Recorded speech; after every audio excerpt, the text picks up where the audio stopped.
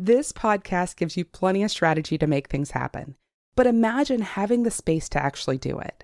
That's what the Fun and Profitable Power Hour is all about. It's a focused co-working session where you can take action and finish tasks. And for a limited time, I'm offering it for free. Our next one is September 24th. Go save your spot now at wendymuzzy.com/powerhour.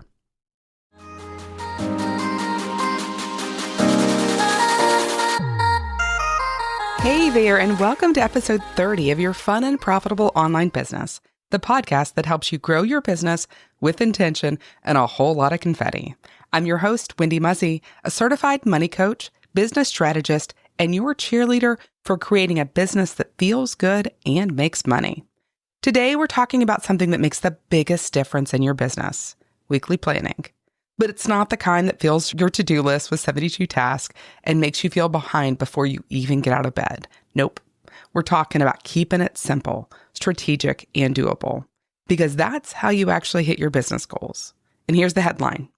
Each week, you only need to focus on 3 priorities. That's it.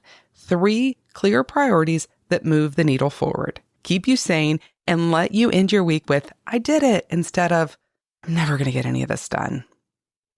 All right, let's get to it. Here's the thing. Most entrepreneurs don't struggle because they aren't working hard enough.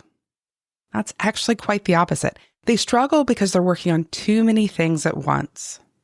Tell me if this sounds familiar. You start your week with an organized list, but by the end of the week, you've put out so many fires, answered a ton of emails, scrolled through Instagram for inspiration, and maybe even checked a few of the easy things off. But those big, important projects, they're still sitting there. And then the next week rolls back around, and guess what? The cycle starts all over. And this is why so many entrepreneurs feel stuck in busy but not growing mode. I've been there too. Early in my business, I used to start my day with a list of every single possible task I could think of. I loved the check marks. I loved marking things off the list. And my weeks looked productive. But my results didn't match. And that disconnect, that's what pushed me to rethink everything. The shift happened when I started setting just 3 priorities for the week. Now we're talking about 3 things that if I finished them, I knew my week was successful, no matter what else happened. And here's why this works. It helps you build momentum because you're finishing things instead of juggling half-finished projects. It makes your weeks more predictable because you always know what success looks like. It forces you to focus on what actually matters instead of what's just urgent or noisy or shiny. And here's the spoiler. 99% of what feels urgent is not what creates growth. Your 3 priorities act like noise-canceling headphones in this really noisy world of business. And all of this is a bridge from the quarterly planning we talked about in episode 20. This makes it your daily reality. Your quarter gives you the big picture, and your weeks are how you focus to make it happen. All right, here are the secrets to my weekly planning flow. Step 1, as I've already shared, pick your 3 priorities. At the end of each week, that's Thursday for me, but it could be Friday or Sunday or whatever it is, look at your quarterly plan and ask, what 3 things will move me forward the most next week? Here's the key. Don't think about every task, just 3 priorities that matter. Here's an example. Outline a new freebie, record a podcast episode, send a nurture email to my list. These are not 3 things like check email or post on Instagram. Those are all tasks. Your 3 priorities should be the things that will move your business forward, centered around visibility, lead generation, sales, or client results. Here, I want you to think like a CEO, not an employee. You're over here steering the ship, not scrubbing the decks. Stay focused. Step 2, break them into manageable actions. Once you've put your 3 priorities down, chunk them out. Big priorities only feel scary when they're vague.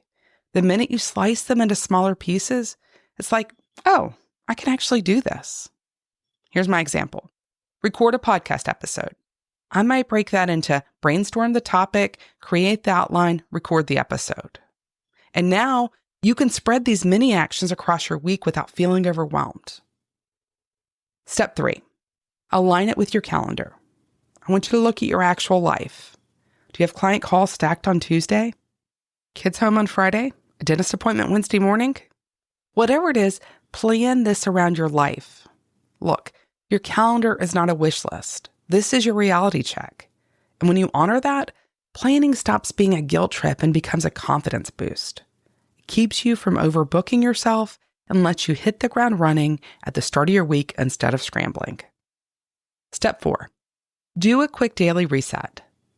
At the start of each day, ask yourself, what's the next best action that moves my priorities forward? That's it. You don't need a full overhaul every day, just a quick check-in to stay on track. And here's what happens when you do this. The start of your week feels less like chaos and more like momentum. And the end of your week is filled with you celebrating your progress instead of beating yourself up. You start trusting yourself because you're not just busy, you're actually building the business you want. And this confidence compounds.